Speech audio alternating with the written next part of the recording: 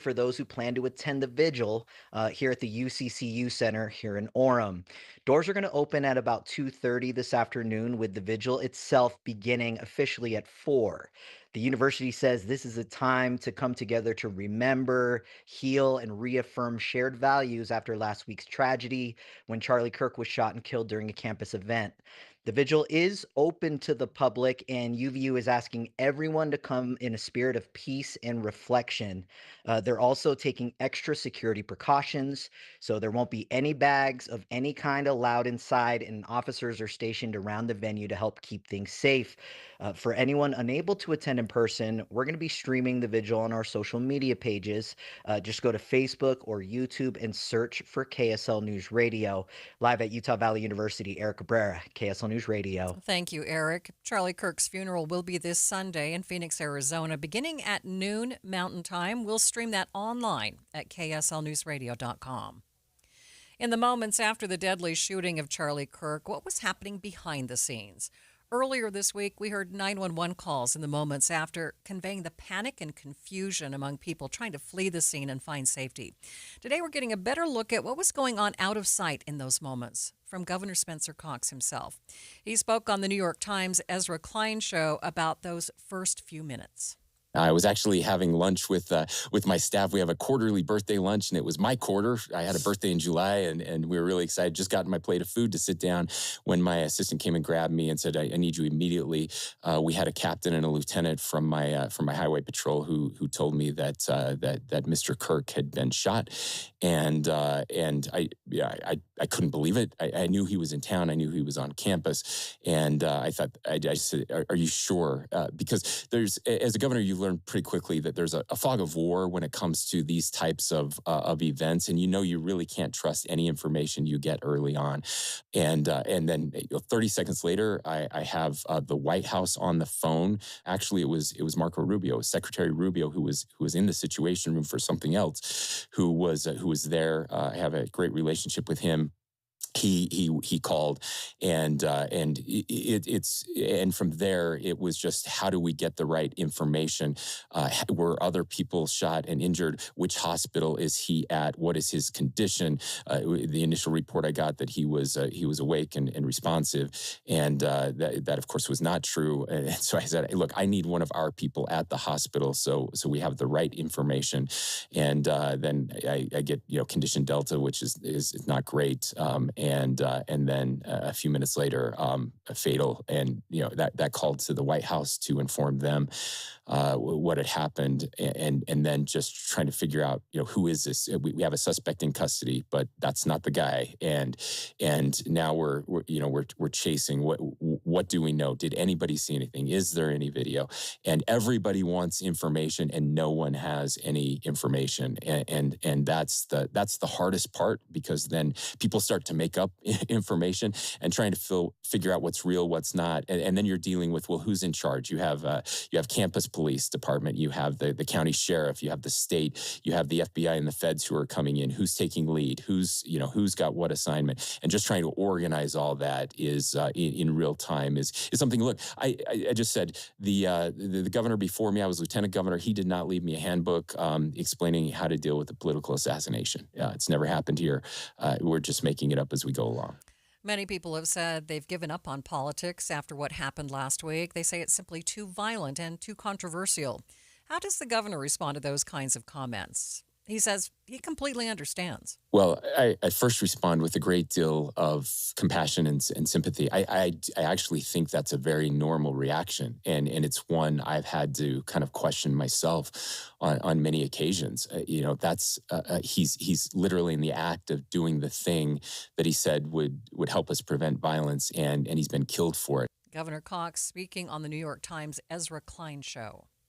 A little over a week ago, Tyler Robinson was an unknown 22-year-old from southern Utah. Today, he's at the center of arguably the most widely reported criminal investigation of the year. Now officials are questioning how soon legal proceedings will be able to get underway, wondering if the justice system will be able to stand against massive public scrutiny.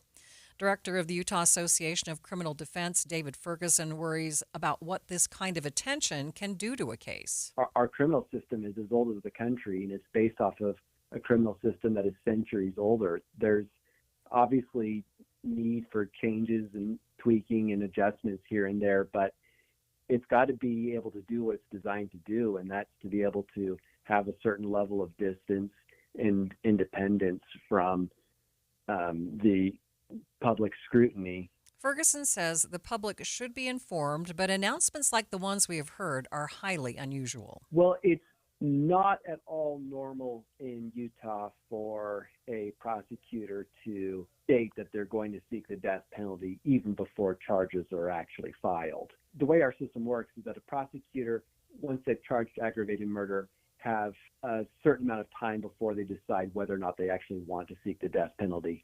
And what's fairly common is that prosecutors will hold off on making that decision because there's all kinds of information that can be very useful to decide whether or not that's actually the right call or not. As well as making the case for often more expensive and prolonged, Ferguson says the media attention can distract defense and prosecution alike. Every single time there is a case that has even slight media coverage, you can see that prosecutors, judges, defense attorneys, the way that they talk in court is a little bit different because they know that they're playing for an outside audience. And it kind of puts people on, it adds tension to the proceedings. It makes them more focused on things that really shouldn't necessarily have anything to do with whether or not a truly just outcome is reached. Like so many other trials of the century, true judicial grit is set to be tested in the coming months and years. Stay with us. We'll be back with more Midday in just 60 seconds. Everybody knows that exterior remodeling salespeople are all about the high-pressure sell. Am I right? Windows, siding, gutters, those suckers are going to twist your arm and get you to buy, or they won't leave your house at night. Tim Jr. here from RGS Exteriors, and I want you to know we don't have high-pressure cells. In fact, we don't even have salespeople. Nope, we have estimators. That's a huge difference. Estimators are trained to look at the entire scope of the project, to see and know if there are any problems, like rotten wood, wood-borne insects, or construction issues specific to your house or your neighbors. Salespeople are more concerned about playing those silly price games. Buy one, get one free, sign today and get 40% off, as if they didn't just jack the price up to give you a fake discount. RGS Exteriors estimators are going to give you a great quote. No games, no tricks, no nonsense. Call RGS Exteriors to quote your exterior project. Our number is 801-280-3110 or visit us at rgsutah.com. That's rgsutah.com. New developments announced today in the plans to build a new entertainment district in downtown Salt Lake City. The project is a joint partnership between Delta Center owner Smith Entertainment Group and Salt Lake County, which owns the Salt Palace Convention Center. SEG has hired architecture and design firm HKS to lead the master design for the whole sports and entertainment district. The group has already helped design other popular sports venues around the country, like AT&T Stadium in Arlington, Texas, and SoFi Stadium in Los Angeles. For the county's portion of the project, they have hired several key private partners, including MHTN and Populous, who will provide local and global architecture design. They've also hired Construction Control Corporation and RLB to help with construction and cost management. Ryan Henry is the Associate Division Director for Facilities Management for Salt Lake County. He tells KSL News Radio's Adam Small they looked at several things before choosing the companies to work with for the designs. Their background and experience. So we look at several things from their experience in similar projects, their management style and plan, their cost came into that as a factor in the selection process. The team that they proposed with the individuals and their individual experience. Salt Lake County Mayor's Office spokesperson Liz Solis says the county is paying close attention to how these public funds will be used by the design firms and the construction teams. She says that in the end, this project will be incredibly beneficial for downtown businesses. I also want to call out CCC and RLB because we recognize that these are taxpayer dollars, and these two organizations, again, a local and a international group, coming together to make sure that the construction management is handled appropriately and really just truly professionally managed at a level, above what probably normally happens on some projects. So we're really excited to have them on board. And then as Ryan mentioned, our main excitement is to revitalize downtown. As people who've lived in Salt Lake County for a long time, all of us have kind of seen downtown ebb and flow with activity over the years. And we feel like this is going to be one of the most impactful things that we can do with our public and private partnerships to revitalize the downtown area so that we get people downtown, get people there for, maybe a date night, maybe they stay the weekend, but we want people to go there, enjoy the amenities, and stick around for a while. The county says they plan to demolish the northwest portion of the Salt Palace, then build on top of the remaining portion on the east side. Construction is expected to begin in early 2027. After the break, the latest on measles spreading across Utah right now. But first, it's KSL Traffic. It's brought to you by Mountain America. Turn everyday spending into an extraordinary escape. Ricky? We do have delays. This is going to be on Highway 89 in Weber and Davis County. Backups both directions. It's due to a traffic light malfunctioning at Highway 89 and the I-84 junction. If you're traveling any of the Salt Lake County freeways, no problems reported right now. Construction delays southbound SR 36 in Tooele County starting in Erta. Also, eastbound delays due to road work in Utah County. And this is on Pioneer Crossing as you're approaching 3rd East and I-15. When you need the financial products and services for every stage of life, Cypress Credit Union is there for whatever the future holds. Visit cypresscu.com today. Ricky Meese in the KSL Traffic Center. Is your furnace set for winter? I mean, those temperatures are cooling off rather quickly. And At Your Service Pros wants to make sure that you're ready, and they're giving you some deals to make sure that you are. At Your Service Pros, your whole home service professionals, they're family owned by people like you. They've just put in a furnace and air conditioner at my home. These guys do a great job. They give you great prices. And to help with the fall prep, they're offering $49 furnace tune-ups, $39 electrical inspections, and $75 off electrical repairs. At Your Service is all in the name. They're there for you, giving you solutions without that unnecessary upsell, and they are backed with 5-star reviews. They want to earn your trust. They want you to go to them, your go-to whole home service company for commercial and residential. And you know what? They support this community that we live in. Save time, save money, eliminate expensive home utility repairs by using At Your Service Pros. $49 furnace tune-ups, $39 electrical inspection, and $75 off electrical repairs. Call them today at yourservicepro.com or call them at 801-YOUR-PRO, 801-YOUR-PRO. If you've got a gas-powered engine, keep it running like new at every fill-up. Stable in-season protection is your engine's preventative medicine, cleaning and protecting the entire fuel system in season. In outdoor power equipment, prevent gum and varnish buildup that could cause a rough or non-running engine. For cars and trucks, increase fuel efficiency and power by removing deposits, ensuring your engine's long-term health. Stable outperforms the competition in independent lab testing. So at every fill-up, start with Stable. I'm Ed Evans, CEO of Consumer Cellular. We're dedicated to serving people 50 and up, like me. Our needs are different. Big Wireless wants us in an unlimited plan, but if you're not using all that data, you're probably getting used. At Consumer Cellular, we're focused on affordable, reliable plans, including data that suits your needs, not ours. Our plans start at just $20, and you'll get the best customer service in the business. Call 1-888-FREEDOM or visit consumercellular.com/facts. Plans include $5 credit for auto pay and e-billing. See site for additional facts. I'm back to doing what I love and more, thanks to the Good Feet store. Do you spend half your day walking or standing while working? If you have foot, knee, or low back pain, the Good Feet store wants to help you like we helped Tony. Pain that I experience the most is foot pain from being on my feet all day. You're having to kind of talk to yourself through the whole shift, like, I got this, I can do this. Before, I felt defeated, and now it's like, all right, let's go. I'm ready. A whole new life, like sunshine coming on. And here's Dennis. Working at an amusement park, it's always on your feet. I just couldn't take it, but I didn't have a choice. I just couldn't believe that putting these arch supports in made that much of a difference that quickly. Good Feet just took that pain away, and I could do my job, and I could take care of my family. I know what my tomorrow is going to be. It's going to be positive, and it's going to be pain-free. You deserve a better life too. Stop in the Good Feet store today. Walk-ins are always welcome. Or find the location nearest you and schedule an appointment at goodfeet.com. Thanks to the Good Feet store. Let's go! You're still glowing, flirting, grooving. You still got it. But your immune system weakens as you age, making it harder to fight flu, pneumococcal pneumonia, RSV, and COVID-19. Vaccines are a key part of any health routine and help strengthen your immune response. Ask your doctor or pharmacist which vaccines you need. Schedule in minutes at vaxassist.com. Sponsored by Pfizer.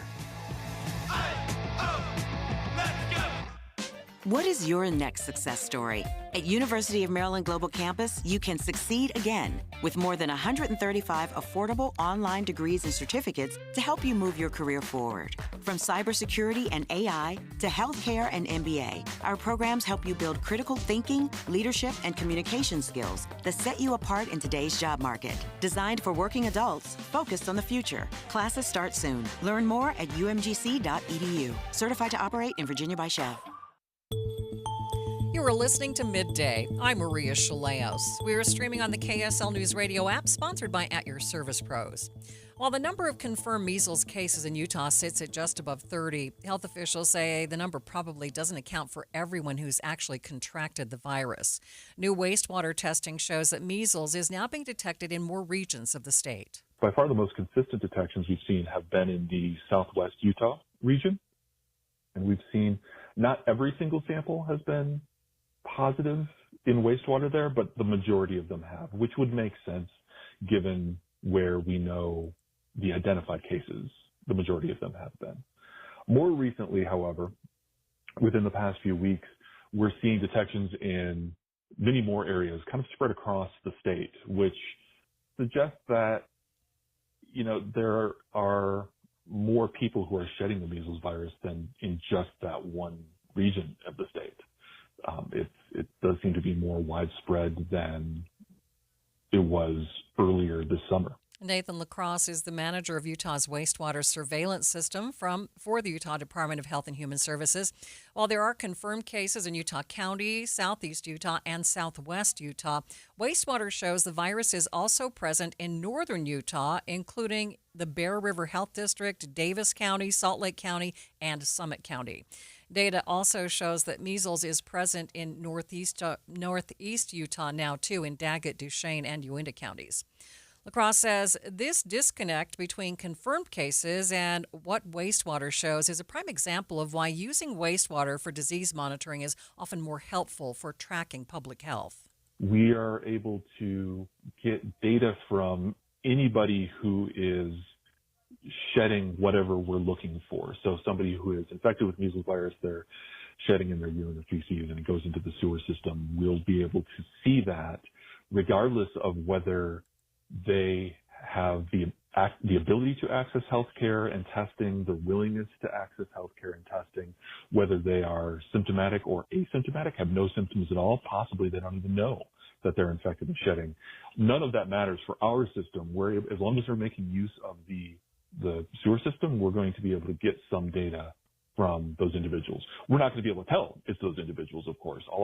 All of our data is inherently at the community level, the way we're sampling, so we can't go any lower than that, which is certainly good and useful for privacy reasons. But wastewater definitely has those strengths that can be issues with other data sources like clinically identified cases. They inherently depend on that person having both the ability and willingness to access the healthcare system. Utah Department of Health and Human Services says the best way to prevent measles is to get the measles, mumps, rubella vaccine or the MMR vaccine, which has a 97% effectiveness when people receive 2 doses. The members of a key vaccine advisory panel appointed by Health Secretary Robert F. Kennedy Jr. are voting to change the guidelines for the shots millions of children receive. That panel now under attack by the American Academy of Pediatrics. The Advisory Committee on Immunization Practices, or ACIP, touched briefly on COVID and hepatitis B vaccines, but the bulk of decision-making came around a combination immunity shot typically given during early childhood. ABC's Sony Salzman breaks down the what and why. What happened yesterday is that this key group of CDC advisors, they voted that for the first dose of that measles, mumps, rubella, chickenpox vaccine, kids usually get their first dose, around a year old, their second dose between 4 to 6. They voted that for that first dose, it should no longer be given as a combo shot 4-in-1. It should be separated out. So measles, mumps, rubella in one shot and chickenpox, also called varicella, in a separate shot. Now, parents already previously had the option to separate them out because there is this very tiny increased risk of something called febrile seizure with the combo shot. And this is basically when a kid gets a fever and then throws them into a seizure. It's very scary looking and feeling. And obviously for parents, no one wants to experience this. Kids do usually recover from this. Ultra, ultra rare. Some parents say, oh, you know what? The risk is so rare. My kid hates needles. Just one shot, please, for me. And some parents, give it as 2 shots. That's what they prefer. What the new panel is saying, what they're recommending, is that first option gets kind of taken away and that kids at around that year mark when they get their first shot should get separate shots, 2 shots now. This has raised some concerns from the angle of insurance. Salzman explains what this may mean to different types of policyholders. Major private insurance providers, they have already stated prior to this meeting that they're going to continue on reimbursing their vaccines in the way that they previously had been through 2026. They're aware of all this confusion. It's more of a question mark for kids who are, getting their insurance coverage and getting their vaccines covered through public programs. As the meeting goes into its second day, Salzman says there are a few key things the American people need to be watching. There were a lot of fireworks around a vote that was expected yesterday for the hepatitis B vaccine. This is a vaccine that right now is given to children within hours of being born. It's a universal recommendation. And what was being discussed yesterday was whether to do away with that universal recommendation and instead try to kind of test the mom for hepatitis B, because most commonly it's passed from mom to child, and that's how young children get it, although they can get it other ways. Well, I wouldn't know how to ask a patient how many people in your family or the household are hepatitis B positive. We should be asking. Well, how are they going to know? If nobody knows, if 50% of people don't know that they're hepatitis B positive, you can ask all you want. So that vote is now going to happen today. And in addition, today, there's going to be a vote on COVID-19 vaccines. So a lot to watch for as well. ABC's Sunny Salzman reporting. It's 1:30 midday at KSL News Radio. I'm Maria Shilaos. Some of the stories we are watching this hour. Football Friday on KSL News Radio. We'll get a preview of both the Cougars and the Utes games this weekend. A few college students in Utah looking at a career in teaching will learn more about their concerns. And KSL traffic, Ricky. A power outage affecting traffic lights in the Uinta South Weber area, causing delays. Maria? Greater chance of precipitation for those football games tomorrow, now up to 40%. KSL's top local stories in 1 minute. It's 1:30. ABC News, I'm Michelle Franzen. The CDC advisory panel voting on COVID-19 vaccines for children this afternoon. Today, it appears the panel reversed a lesser discussed vote from yesterday's meeting. The group now saying that their new narrowed recommendations for the MMRV vaccines also apply to a massive federal program that provides free vaccines for children. ABC's Steve Osensalmi is in Atlanta. Everything that's decided by this panel still has to be approved by the director of the CDC before it becomes official. But what they decide matters and affects what vaccines are made available to American children, specifically what vaccines the government provides for free and which ones insurance plans will cover. Outside an ICE detention facility in Broadview, west of Chicago today. Protests taking place against the federal immigration operations in and around the city. President Trump held a call with China's leader today. It included discussions on TikTok, but no more deals on a tentative plan. This is ABC News. KSL's top local story. The Salt Lake County District Attorney won't file charges against the officer who shot at a suspect during a shootout at this year's Westfest Carnival. 3 people, including an 8-month-old, were killed during the shooting. 2 others were injured. One of the officers was under investigation for choosing to fire his weapon, but investigators found that his bullet did not hit the suspect or any of the victims. Measles is being detected in more counties than originally thought now that the Utah Department of Health and Human Services is testing wastewater. KSL News Radio's Alexandria Bonilla reports. The majority of diagnosed cases are out of the southwestern region of the state, but measles is being detected in northern counties like Box Elder, Cache, Rich, Summit, Utah, and Davis. Utah Wastewater Surveillance System Manager Nathan LaCrosse says wastewater testing allows the department to get a wider reach. Regardless of whether they have the ability to access healthcare and testing, the willingness to access healthcare and testing, whether they are symptomatic or asymptomatic, have no symptoms at all, possibly they don't even know that they're infected with shedding. It can't give an exact number, but it can help track which areas have been exposed. Alexandria Bonilla, KSL News Radio. Other local stories KSL is following. Utah employers added 33,600 jobs over the past year, according to the latest numbers released today.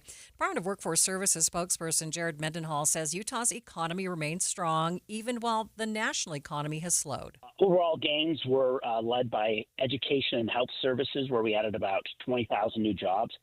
We've also continued to see that rebound in leisure and hospitality with 4,200 new jobs. The state's unemployment rate remained at 3.3%.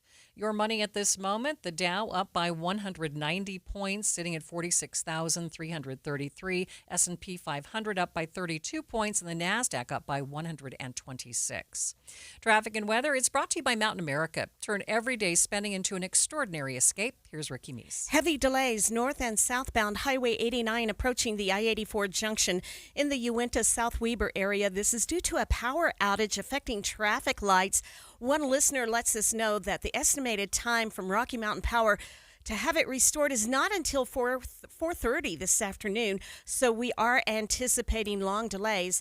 And then heavy and slow traffic already setting in northbound I-15 going from Clearfield into Roy. UDOT construction alert, plan ahead as northbound I-15 will be down to 1 lane near 3300 South on Saturday night at 10 p.m. until Sunday morning at 10 a.m. Crews will be making concrete repairs. Ricky Meese in the KSL Traffic Center. Chance of showers could impact your college football plans. 40% chance of showers by tomorrow afternoon. Today's high 81, 80 tomorrow, 79 for Sunday, and still a 20% chance of showers on Sunday. 81 degrees at the KSL Common Spirit Health Studios. The sources where we get our news matters. When you listen to Utah's Morning News, we want you to feel the stories are important to you and trustworthy. This is Amanda Dixon. And I'm Andy Farnsworth. Join us weekday mornings on KSL News Radio. For over 22 years, speaking on business on KSL News Radio has been a beloved tradition, celebrating our heroic business leaders and Utah consumers who have helped build one of the strongest state economies in the nation. Now, under the stewardship of the Salt Lake Chamber and hosted by Chamber President and CEO Derek Miller, the program continues to shine a spotlight on those who make Utah's business environment dynamic and thriving. With his expertise and passion, Derek brings the stories of our business community to life. As part of the Salt Lake Chamber, Speaking on Business is proud to continue its legacy of highlighting inspiring stories, trends, and special guests. Support Utah businesses now and be part of Utah's thriving economy. More information can be found at slchamber.com. That's slchamber.com. So my mother is thinking of switching from Verizon to Pure Talk, but she's worried the deal sounds too good to be true. Michael, she said, how can those Pure Talk people offer me the same basic service as Verizon for so much less money? I said, Mom, go ask Google how much Verizon spends on advertising and promotion. A few seconds later, my mother said, oh my goodness, $12 billion a year? That must be a typo. I'll tell you what I told my mom. It's not a typo. Verizon spends $12 billion a year on advertising and promotion, and their customers are paying for it. Well, Pure Talk doesn't spend that kind of money on commercials. Trust me, I would know. Consequently, they can offer you and my mother unlimited talk, text, and plenty of data on a blazing fast 5G network for just $25 a month. Dial pound 250 and say the words Mike Rowe, and you'll get an additional 50% off your first month. That's pound 250 Mike Rowe. Pure talk. Everything you need and nothing you don't. It's Football Friday at KSL News Radio. Let's get a preview of some of the games to watch this weekend. Sam Farnsworth, KSL sports anchor, joining me for this conversation. So, Sam, BYU has an away game. They're playing East Carolina. Tell us about that matchup. Yeah, it's their first road game of the season, and historically East Coast games haven't always been that friendly for BYU to make that kind of a trip. But in more recent history, it's been a little better. And of course, this is going to be the first big road test for their true freshman quarterback, Bear Bachmeier. So a lot of eyes are going to be on him and what he can do on the road now, and if BYU can keep this thing going. Yeah, what are they going to have to do to win this game? I think their defense is so good, right? They're the only Division I program, I believe, to have not allowed a touchdown yet so far through the first few weeks of the season. And so, I mean, this defense they were number one in the conference, in the Big 12 conference last year. They were a top 15 defense in the country. They are very good again this year. So really all they have to do, I believe, for BYU, if they can get into the end zone at least 3 times, get 20 points, 21 points on the board, I think they're going to be just fine, and they're going to come home with a win. Yeah, when you look at the Cougars, how is the health of the team? Well, right now they don't have any serious issues, and that's a good thing. They're coming off of a bye week. This is kind of strange that they had a bye week so early in the season after just 2 weeks, but they've had 2 full weeks to prepare for this game and to not only prepare for it, but to physically prepare as well, get a little extra rest and just, heal up any bumps, bruises that they may have gotten in those first couple of weeks. But physically, they're still in really good shape. Okay, the big thing to watch for in that game? I think the big thing, again, is the freshman, Bear Bachmeier, the quarterback, to see how he does on the road in this offense, to see if he continues to take those steps forward. He's done a great job running this offense through those first couple of games. He's gotten into the end zone running as well as passing in each of the first 2 games. He's got a lot of options on offense with the wide receivers. So I think that's definitely going to be the focal point of this game for me. Utah Utes at home versus Texas Tech. Tell us about this game. Is this one going to be a big challenge for the Utes? This is going to be a tough one, yeah, for sure. The winner of this game could be the front runner to win the conference, right, early in the season here. This is a matchup where of 2 teams that a lot of people had maybe playing in the conference championship. So even losing this game, depending on which team loses, there's a potential if they both continue to play well throughout the year that they'll meet up again in the conference championship game. So that's kind of the level that this game is already at in week 4 for the University of Utah. They haven't really been too tested yet up to this point. This is one of just 2 games in the entire country that featured 2 top 20 ranked teams in the entire country. So and it's got the big noon kickoff by Fox Sports. So this is going to be in the spotlight of the entire nation. Yeah, like I said, the biggest test so far for the U. So describe why Texas Tech poses such a challenge for the U. Texas Tech's offense is pretty solid this year so far. Utah so far, they're averaging 40-plus points a game. They scored 43, 63, and 31 points in their first 3 games. Utah's offense is running, but Texas Tech in their first 3 games, 67 points, 62 points, 45 points. They know how to put points on the board. They've got a very good quarterback who's really clicking so far these first 3 games as well. So this is one of those games, even though Utah's defense is really just top-notch, they are very good. This is one of those games that could end up going into a little bit of a shootout. It'll be kind of fun to see if that happens. So what are the strengths that U has going into this game? The University of Utah's strengths are the defense, the pass rush. They've earned that nickname over the past couple of years, Sack Lake City. They're doing it again. John Henry Daly, a kid who grew up here in Utah at Lone Peak High School, he's one of those guys that he's leading the way with that Utah pass rush. And like I said, Texas Tech's quarterback has been solid. He's a good football player, but if Utah can get after him, create some havoc, make it difficult for them, then which I expect them to do. I think that's one of the strengths for Utah for sure. The takeaway too.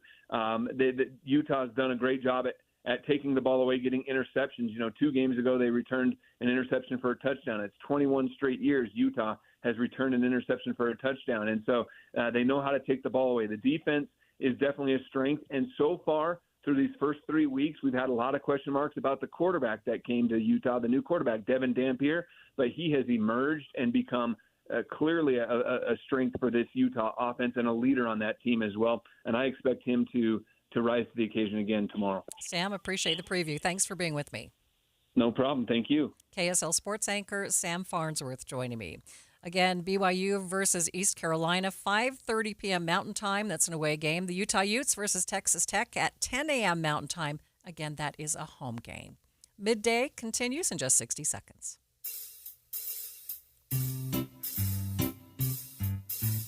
One 877 Cards for Kids.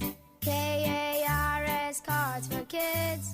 1-877 Cards for Kids. Donate your card today. 1-877 Cars for Kids. KARS Cars for Kids. 1-877 Cars for Kids. Donate your car today. Donate your car today at carsforkids.org. That's cars with a K. Your car, running or not, can be picked up as soon as the next day. You'll get a maximum tax deduction and a vacation voucher. 1-877 Cars for Kids. KARS Cars for Kids. 1-877 Cars for Kids. Donate your car today. Now accepting donations of land, homes, buildings, or any kind of real estate. Hey, tops a list of concerns faced by students thinking about a career in teaching. And a report by the Utah Women in Leadership Project uses data collected by Envision Utah to explore the perceptions of Utah college students. Dr. Susan Madsen is a professor of organizational research and the founder of the Utah Women in Leadership Project at Utah State University. She joined me to talk about the data and what it might mean for the future of teaching in Utah. What they did was really go to college students and ask college students their interest, whether they're in teaching, whether they're not in teaching. What are the interests of our students? There's some concern in Utah that teachers are leaving the classroom, that we don't have the teachers we need. And of course, men and women both are concerned about some similar things, but men even more. And in terms of a couple of topics, and that is, you can probably guess, teacher pay. That is one of the biggest things. In fact, when Envision Utah asked the question, would you consider going back to reconsider being a teacher, the pay for both men and women, we need higher salaries, and we can understand that, right? And then men and women, but men more than women, they're not seeing the career advancement in that, and they also want more scholarships. This is not surprising, but it's interesting to look at the differences. And most of those men were stronger than women. And of course, Maria, you know that that more women are in teaching professions, and we have across the country but in Utah even more what's called occupational segregation in that. That means when there's more women in a field, the pay is low. So talk for a minute about your recommendations. After taking a look at all of this data, what are you recommending to maybe turn the tide in education? That's a great question. Well, first of all, one of the most important things is that we encourage both women and men to consider teaching as a profession. We have to have more teachers. And it's very fascinating because the legislature has really taken a lot of money from higher education institutions and want them to reinvest into high demand, high pay jobs. And so in terms of recommendations, that's a bit dangerous in some ways because teaching is not, it could be high demand in some ways, but it's not high paying. So our messages as a society to our young people to get the teachers that we need. And in my opinion, Maria, I mean, this is one of the most important professions if we really care about our families, if we really care about our kids and grandkids. we've got to have good teachers in there. More people suggest to women to go into the teaching profession than men, and we've got to do something in the state to get more men. We need better numbers. Our kids need women teachers and men teachers. And so those are really a few different things, the raising teacher salary, just invest as a state in different ways to recruit teachers, unique ways to recruit teachers so that both men and women would be interested in that. And then of course, I mentioned a minute ago that career advancement is really important. Are there things we can do there? And then just focus on teaching as not just a side. As a former junior high teacher, can I say this? It's not just what people do when they're not smart enough. I heard that the other day. No. Oh, they can just go into teaching because they can't cut it in other professions. And I'm like, oh my gosh, being an effective teacher today with all of the problems that are coming in. Teachers are telling me behavior of students is worse, behavior of parents is worse. We need really high quality teachers here in the state of Utah to keep our families strong and for a better future for everyone. So when you make these recommendations, do they go to the legislature? Do they see your data and hopefully try to implement some of the things that you've talked about? That's a great question. There are some legislators that are very connected to the research, actually having data to think about when they're making decisions. I think it's maybe 20%, and we would hope as a society that 100% of those people that are elected would look at good research when they're making decisions. Anything you might want to add? Even women are not looking positively at teaching as a career as they hear about all of the challenges that there are.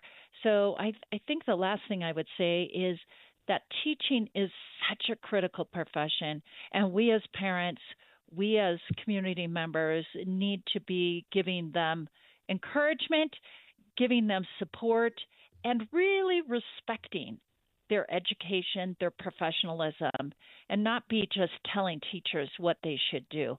There's a reason they went to college. There's a reason that many of them have master's degrees. So we need to make sure we respect teachers moving forward. Dr. Susan Madsen is the founder of the Utah Women and Leadership Project. The organization's latest report highlights the barriers students face when exploring a career in teaching. One of Sugar House's most popular parks getting ready to undergo a major renovation. How you can share your thoughts on the plans coming up after the break. But first, it's KSL Traffic. It's brought to you by Mountain America. Turn everyday spending into an extraordinary escape. What is happening, Ricky? We've had some unusual delays on northbound to I-15 going from Davis into Weber County. It's starting to move better now, and not sure what brought traffic to a crawl. However, we still have residual delays starting just after SR 193 7th South Clearfield up to 5600 South in Roy. And that's in addition to the really backed up and stacked up traffic, both north and southbound, Highway 89 approaching the I-84 junction, where we have traffic lights malfunctioning due to a power outage. Always approach any dark intersection with extreme caution. Wasatch Front businesses and property managers, GoPave Utah provides all asphalt repairs for your parking. For patching and paving along the Wasatch Front, contact GoPave Utah. GoPaveUtah.com. Ricky Meese in the KSL Traffic Center. When you take your grandkids to Disney, do they know what's in your investment portfolio? Do they even care? They're busy having a great time, and you're busy making memories. At Galileo Wealth Management, we understand the nuts and bolts of retirement planning, our investments, the stock market, taxes, Social Security, Medicare, and more. But think about it. What are you trying to do here? Is your goal to beat the S&P? Or is your goal to make memories with your family? Our goal is to give you the confidence to spend in retirement without the fear of running out of money. Call Todd Kim at Galileo Wealth Management today, 801-516-3227. That's 801-516-3227 or go online to GalileoWealth.com. Let Todd Kim and Galileo Wealth Management help you make memories, not just money. Get in the zone, AutoZone. Welcome to the end of summer sale at AutoZone. We're celebrating the end of long days and short nights with big deals for a short time, like car wash. Right now, you can save 20% on the Armor All Complete Car Wash Kit. Need new brakes? Duralast brake pads are free with the purchase of Duralast rotors. We've also got oil deals and more. We're ending the summer right with the end of summer sale at AutoZone. Get in the zone, AutoZone. Restrictions apply. Ready to order? Yes. We're earning unlimited 3% cash back on dining and entertainment with a Capital One Saver card, so let's just get one of everything. Everything? Fire everything. The Capital One Saver card is at table 27, and they're earning unlimited 3% cash back. Yes, Chef! This is so nice. Had a feeling you'd want 3% cash back on dessert. Ooh, tiramisu. Earn unlimited 3% cash back on dining and entertainment with the Capital One Saver card. Capital One, what's in your wallet? Terms apply. See CapitalOne.com for details. There's no better place to fall in love with fall than Logan, Utah. Honestly, it's kind of hard to imagine fall right now because it's been so blasted hot this summer. But I promise Logan is the place for cooler temperatures and even cooler events. You absolutely have to come to the Center Street Giant Pumpkin Festival September 27th. These ain't your mama's pumpkins, although I don't really know what that means. But anyway, last year, the record-breaking gourd tipped in at over 2,100 pounds. That's more than 3 grand pianos. Professional pumpkin carvers, family scavenger hunt, activities for kids, live music, more than 100 vendors, and fantastic fall fun. Coming up, we've got the American West Heritage Center's Fall Harvest Festival, the North Logan Pumpkin Walk, 2 giant corn mazes that may or may not be haunted, concerts, historic downtown ghost tours, and more. Don't even ask me when the leaves will be turning because at this point, your guess is as good as mine. But it doesn't matter because whenever you come to Logan, it's always beautiful.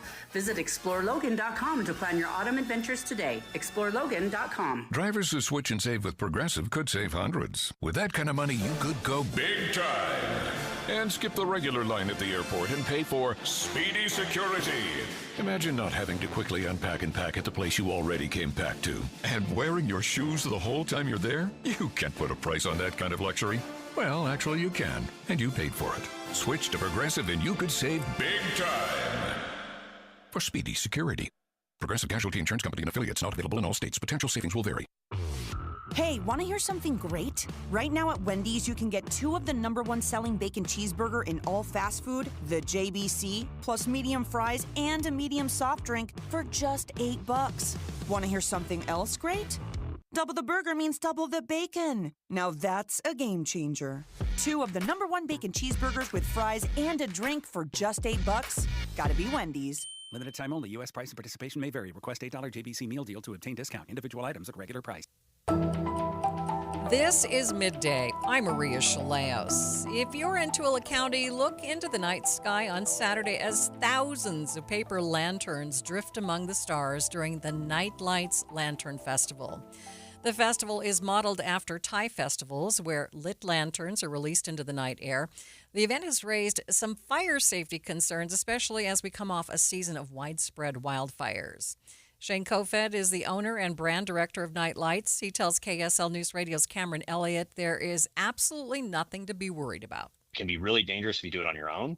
If you do it in a controlled environment, it's, the likelihood of risk is very, very low. What we think is really dangerous, and even if you look at like the laws in the fire code, they're really concerned about unmanned, unattended individual lanterns. Kofed says through specially crafted lanterns and extensive testing, they've optimized lanterns to keep safety as well as spectacle in mind. So if you're doing it on your own, wedding reception or something, you do it in the mountains, you send it up and it comes down and it's still burning, that would totally be an issue. So we've just basically specially designed the lantern to give the best pop and the best release. And then basically that fuel cell just burns all the way out. And when the fuel cell burns out, it stops creating hot air. The hot air comes out, there's kind of a vacuum effect. The hot air comes out of the lantern and it falls to the ground. Kofed and his team aren't leaving any loose ends either. Those worried about the environmental aspect too can rest easy. basically just the materials that the lantern's made out of. They're all biodegradable. So it's rice paper, string, and a bamboo ring. If we happen to leave a lantern, like if there's one that we miss, they're pretty much like disintegrated by the time you get there. And you're picking up like a ring with some string on it. The rice paper itself and the string is flame retardant. So that the lantern itself is not going to catch on fire. And the string, the only thing that's burning is that fuel cell, which you light, like I said, you light, it burns up, and it's out, and that's what brings it back down to the ground. And he stresses the most important part of this event is bringing communities together.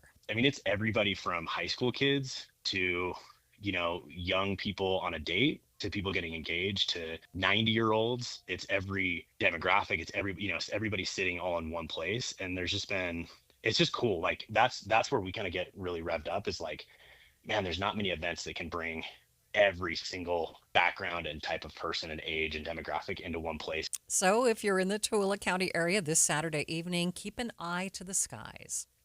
Salt Lake City is one step closer to a major makeover for one of Sugar House's most popular parks.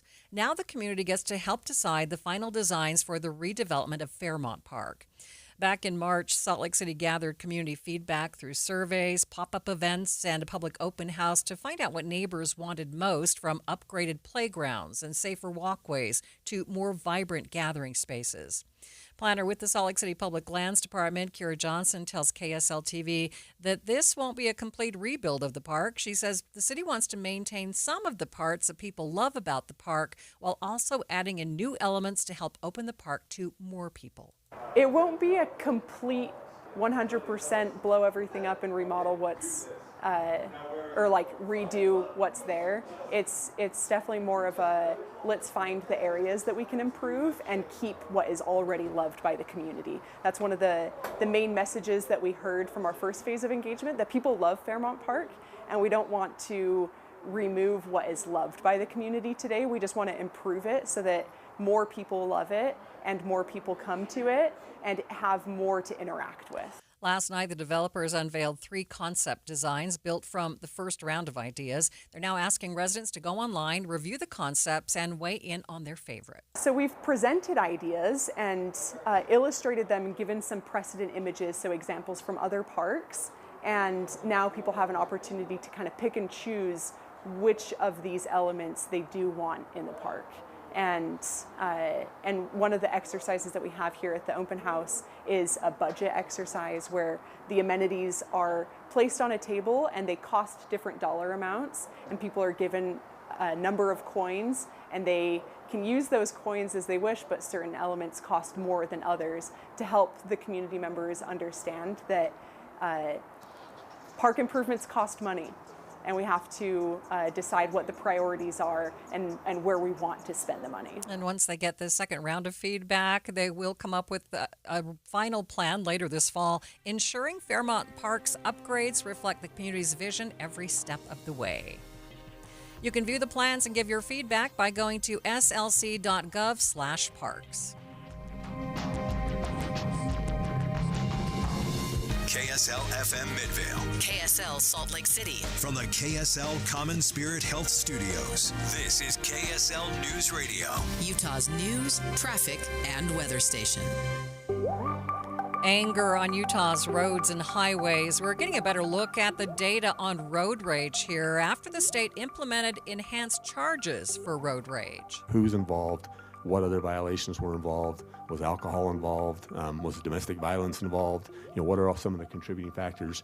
The time is 2 o'clock on Friday, September 19th. It's midday. I'm Maria Shilaos. Coming up, we'll chat with UHP to get the breakdown on who's generally most responsible for road rage cases in Utah. Also this hour, they are so eager to learn. Like, none of them have an attitude about, oh, this is, not fun or anything like that. Utah college students volunteering overseas to teach English to homeless kids. Their story in just a few minutes. But first, our top stories. Breaking news, Salt Lake City police say an officer responding to a trespassing call this afternoon was hit in the head with a blunt object. Police say it happened at 550 West, 5th South just after noon. The suspect was arrested and the officer taken to the hospital in fair condition.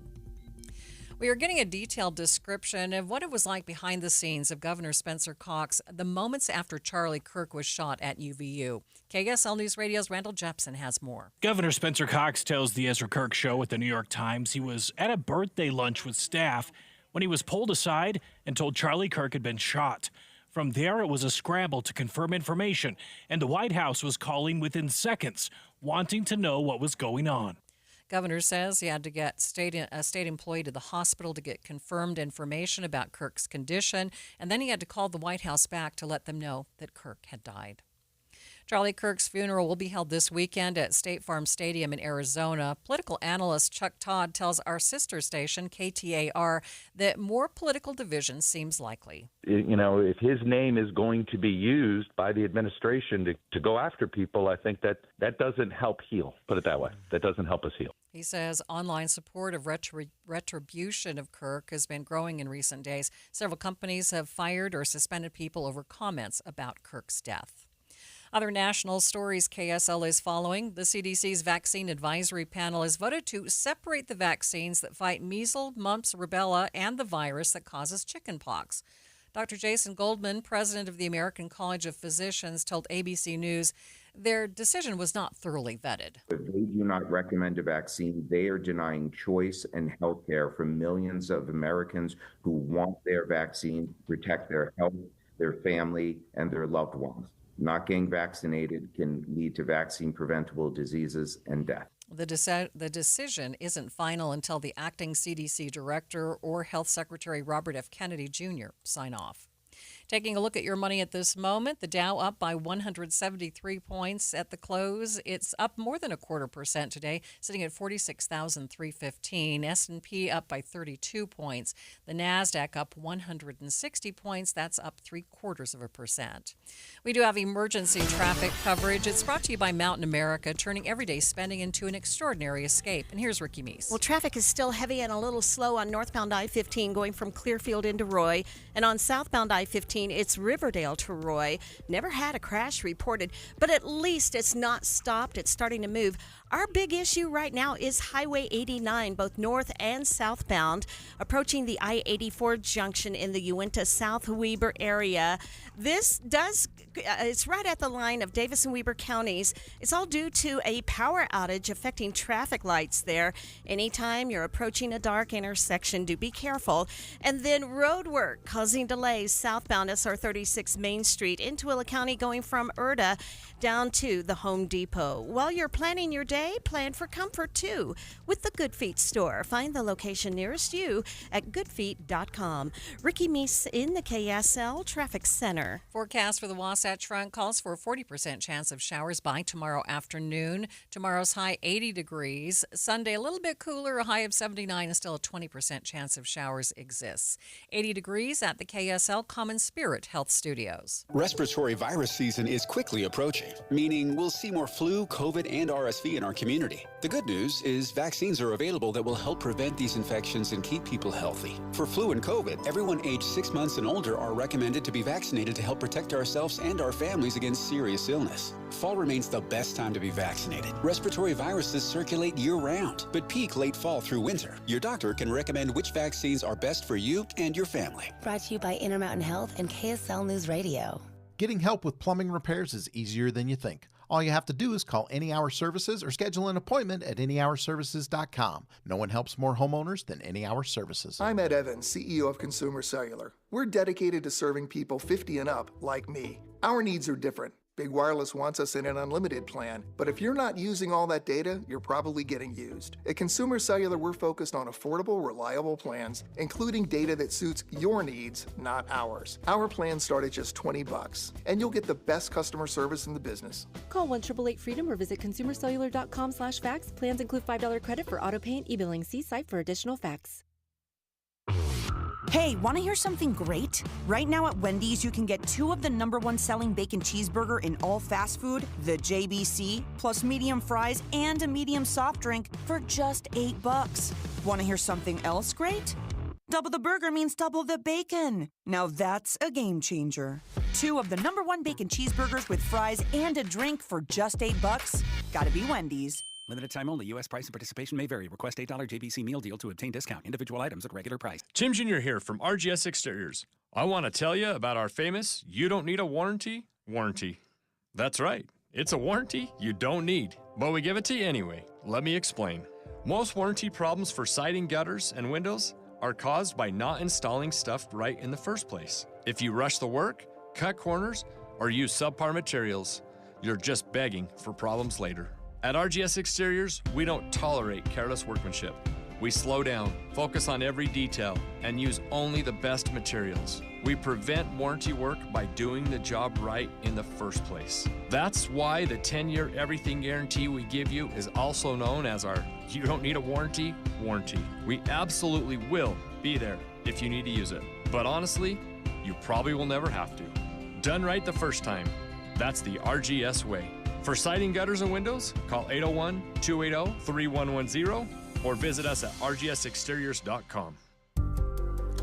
Thanks for tuning into Midday. I'm Maria Shilaos. We're learning more about road rage and just how prevalent it is here in Utah. Earlier this week, Utah Highway Patrol spoke before a legislative interim committee outlining the data collected since the state's new road rage law went into effect. Joining me to share more information is UHP Lieutenant Cam Roden. Thanks for being with me, Lieutenant. Hey, good afternoon. Can you remind our listeners how this new road rage law works and how it can enhance charges? Yeah. So the new road rage law that went into effect of July of last year, of 2024, it really did 5 things. One, and the first thing was it actually defined road rage. We were the first state in the country to actually define road rage, because prior to this, we always tried to measure it by other violations, other things that happened, whether that be brandishing or things like that. So we really didn't have a good metric for defining what road rage was.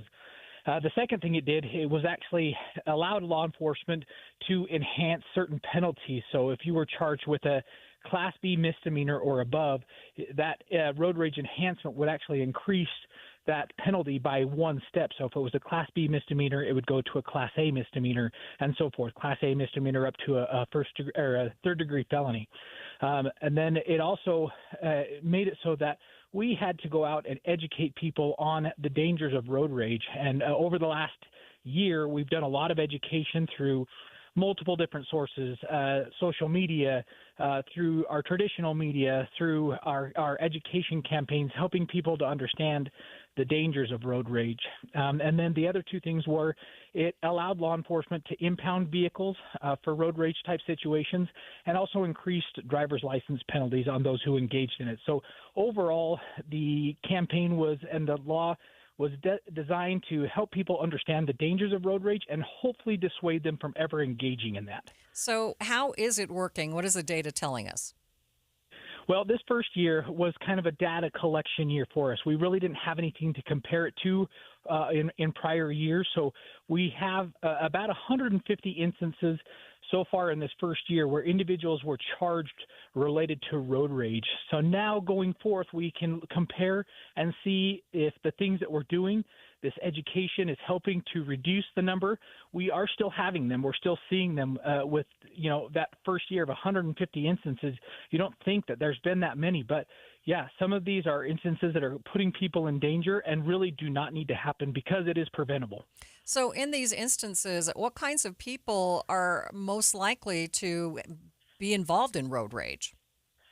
From the data we've collected, it has been a majority males involved, and it tends to be younger males. But that doesn't mean that it is strictly designed to those groups, because if we get too emotional in our driving, that could be any one of us. But our target demographic is going to be the younger age males, but we can all take a lesson and learn from this and just take the temperature down. When we get in our cars behind our wheels, we can be more kind and more courteous in our driving.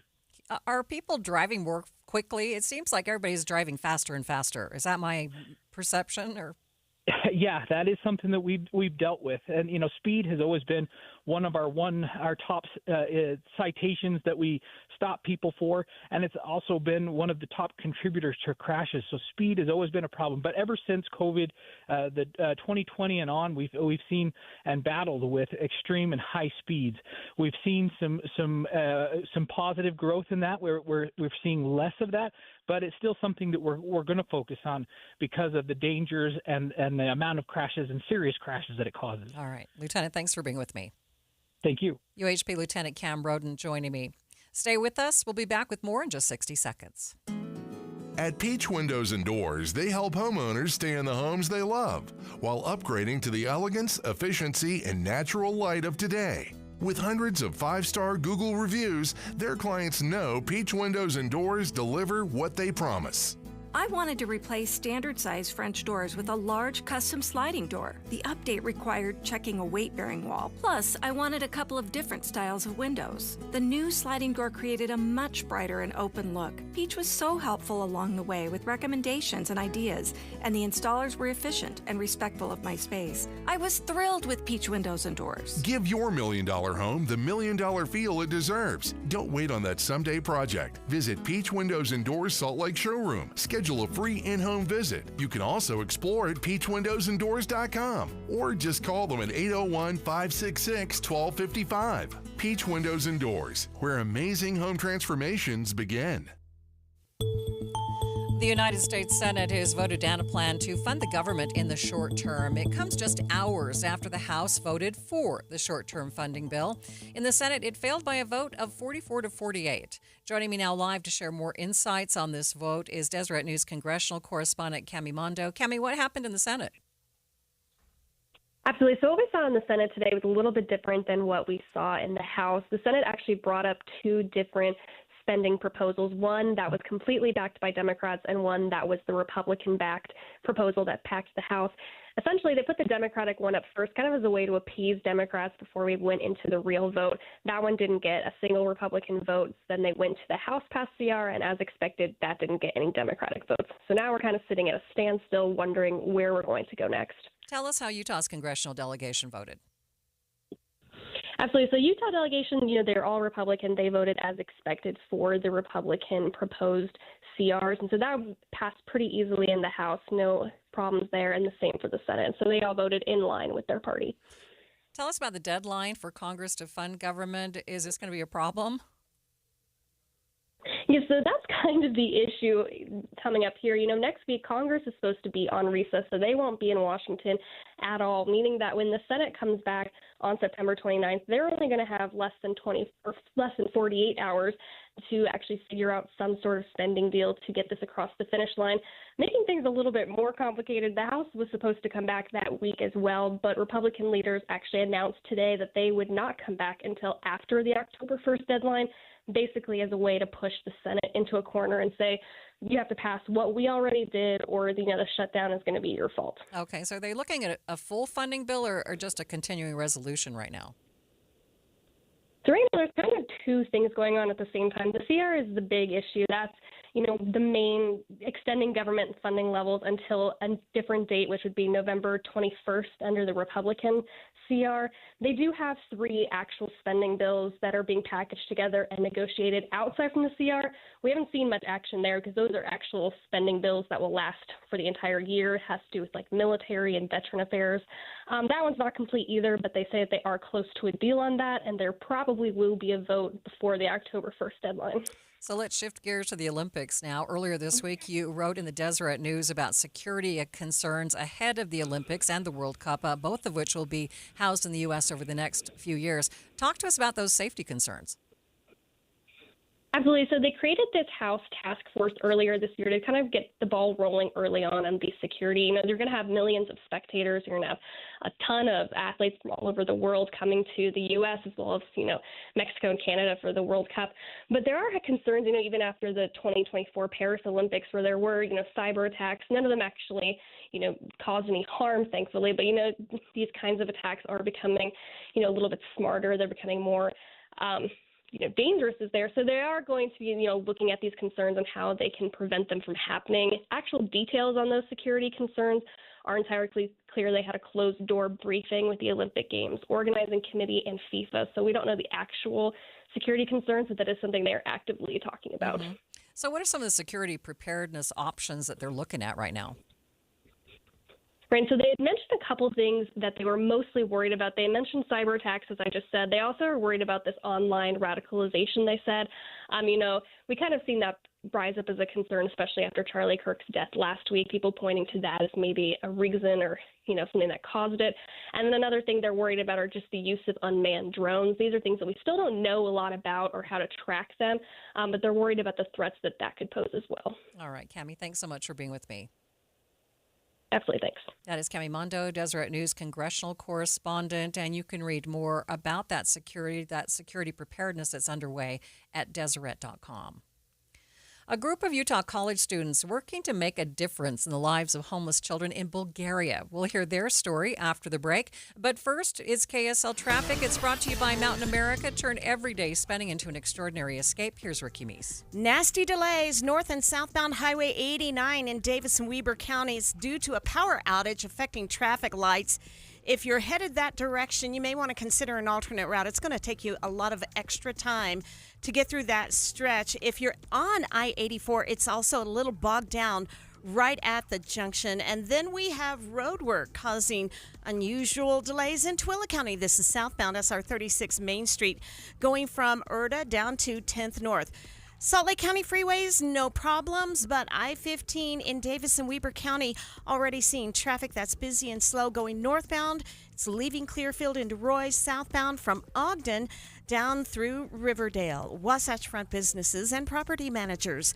GoPave Utah provides all asphalt repairs for your parking. For patching and paving along the Wasatch Front, contact GoPave Utah. GoPaveUtah.com. Ricky Meese in the KSL Traffic Center. Comcast Business High Five Hotline. What's the state of your excitement? I signed my business up for the 5-year price lock guarantee, and I can't stop high-fiving people. High five! Okay, deep high breath. High five. You're in a good place. You signed your business up for 5 years of gig speed internet and advanced security, all on our ultra-reliable network. Gig speeds and advanced security? I'm so stoked! Yep, and you get it at a great rate that's locked in for 5 years. Woo! The high five is just your body's way of saying, I'm winning. So this is natural. High-fiving everyone you see in a state of business savings enthusiasm, totally natural. Sweet! Thank you! Thank you! High five, everybody! High five! The Comcast Business 5-year price lock guarantee is back, but only for a limited time, so sign your business up today. High five! Comcast Business, powering possibilities. Ends 9/21/25 for new customers with qualifying bundle. Current customers may be eligible depending on services and area. Guaranteed rate applies to monthly service charge, excluding taxes and fees. Other restrictions apply. For over 22 years, speaking on business on KSL News Radio has been a beloved tradition, celebrating our heroic business leaders and Utah consumers who have helped build one of the strongest state economies in the nation. Now, under the stewardship of the Salt Lake Chamber and hosted by Chamber President and CEO Derek Miller, the program continues to shine a spotlight on those who make Utah's business environment dynamic and thriving.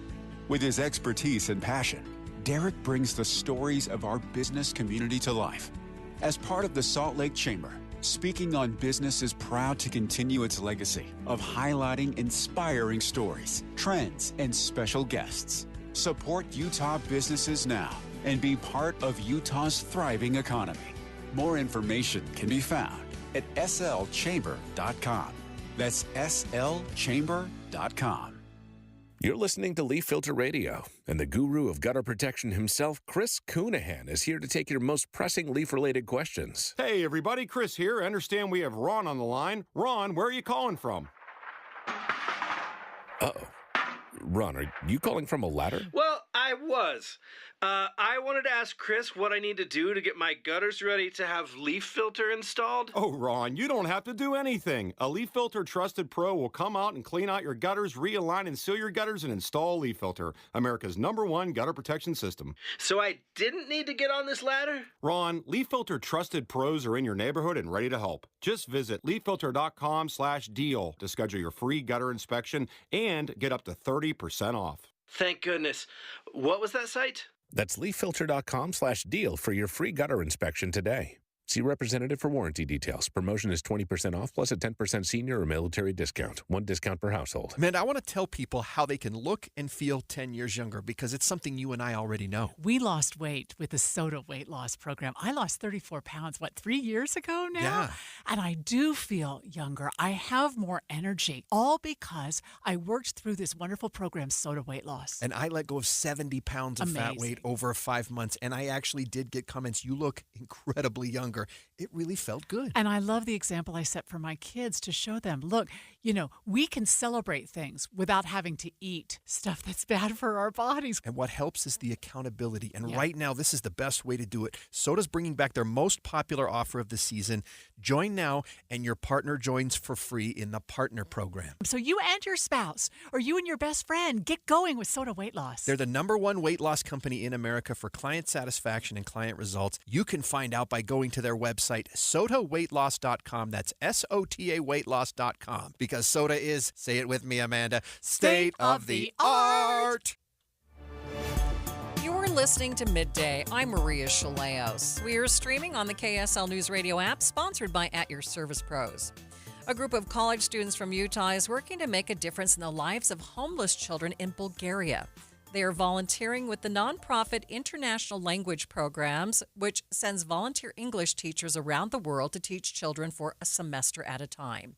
Jared Hansen is the executive director at International Language Programs. He tells me what a difference the program makes in lives of both the students and the children they teach. English is kind of the international language. When people get together from different countries and they don't speak the same language, they speak English. And so they just kind of resort to English. And so we initially started the program as a way for college-age people to be able to have an experience traveling, but instead of just touring around, they can share English and teach English to kids that will, in an effort to really help them to be able to get ahead in life and with their education and with jobs and things like that.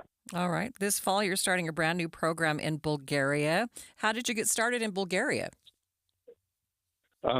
So there were a senior missionary couple in Bulgaria, and they were working on a grant from the church to help a school that was working with Roma street children. And when the mission president found out about it, he's actually an old associate of ILP. And he called us and said that he thought that in addition to the grant that was being processed, that he really thought it would be a great way for ILP to help the school and to help these Roma children would be to have a group go out there to Bulgaria. And so we went out and visited them, and that's how it got started. Yeah. Yeah, tell us more about these Roma children and why focus on them. So these are children, some of them homeless, that would be growing up on the streets. And even at young ages, like 5 or 6 years old, they would be forced to work in jobs. They wouldn't be going to school. They may get into pickpocketing or begging or that kind of a thing. And so the school there provides, it's a boarding school that provides an education for them. It provides them with skills so that they can get out of that environment that they were born into and be able to have loving relationships while they're at the school and be able to be self-sufficient while when they graduate. So what stood out to you when you visited these schools? The main thing was just seeing these children that would have been on the street, and they're running and playing and having interactions with adults at the school. There was just normal relationships. My experience with these children before was just begging on the street or being involved in other things that the children really shouldn't have to be dealing with. So how do these schools operate if the kids don't pay tuition? So the school in Rosalias, the School of Pope, there was the directors and the founders of the school are two people that were professional artists. They owned a theater, and about 10 years ago, they decided to sell all of to shut down everything that they were doing, and they decided that they wanted to create this school to just give back. And the Roma children was one of the most disadvantaged populations there in the area, and they decided that they wanted to do something to give back to these Roma children. So they've done fundraising, but they've used a lot of their personal funds. So it's all completely nonprofit, but it's this couple that's there that kind of gave up their professional career and just decided to do this for the Roma kids. You've been doing this since 1992, so it has to be fulfilling. Tell me what a difference it's made in the lives of children. We have been able to see a lot of the children when we first started in Russia in 1992, and we were around in Russia long enough to be able to see some of the children grow up. They've actually been able to study at universities in the U.S. A lot of them have been able to get jobs speaking English that they wouldn't have otherwise been able to get. Right. And you also are offering a great opportunity for college students here. Describe that experience. So it's a great experience for them to be able to travel, to be able to have experience with another culture, be able to live on their own and kind of they arrange their own travel and things like that. And they get to have an experience every day for several hours where they're working with children. And it's just a great growing experience for the volunteers that go on the program. And it's a great way to be able to do service and travel at the same time. Jared, anything you'd like to add that maybe I've failed to ask you? We're just really excited to be able to start in Bulgaria and to be able to help some of the Roma kids that are there that otherwise they'd be out on the street if it wasn't for the school. And we're just glad that we're able to be a part of helping them out.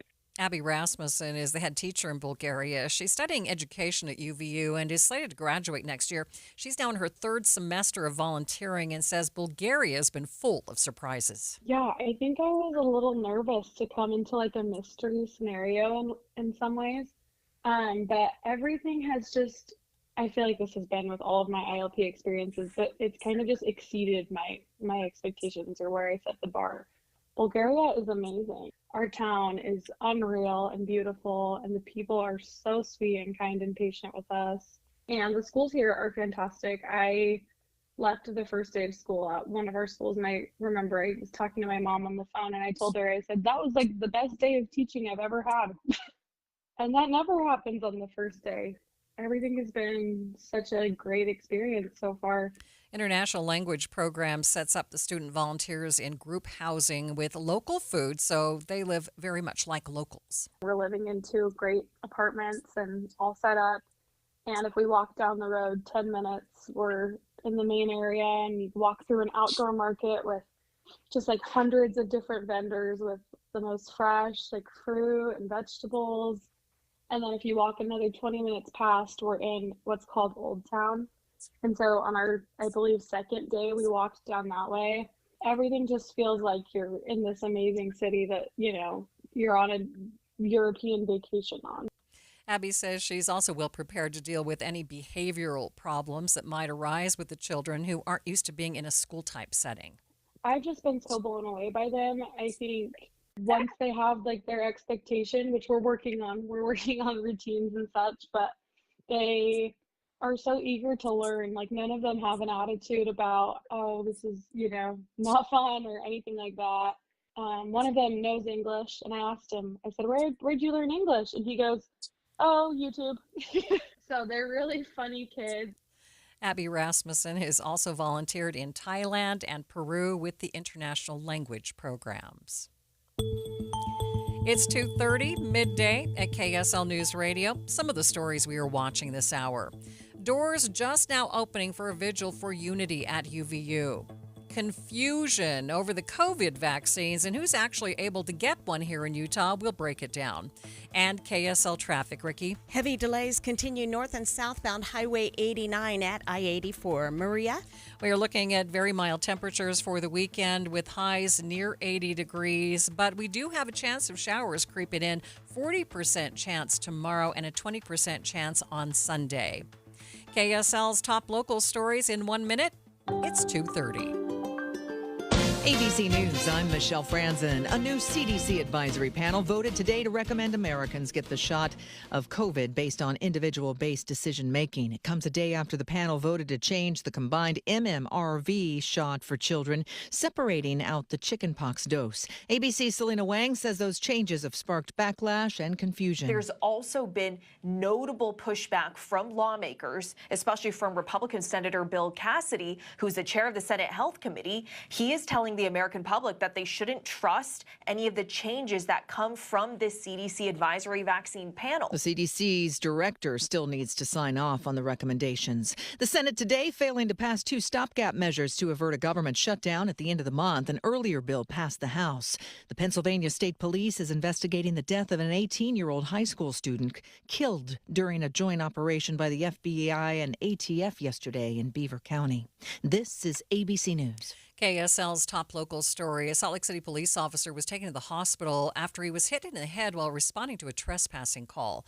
Lieutenant Brandon Shearer with Salt Lake Police says this happened at 550 West and 5th South just after noon. We had an officer dealing with a trespasser at this location when the suspect attacked the officer. Thankfully, other officers were able to arrive in a relatively short amount of time and help take the suspect into custody. The officer was taken to the hospital in fair condition.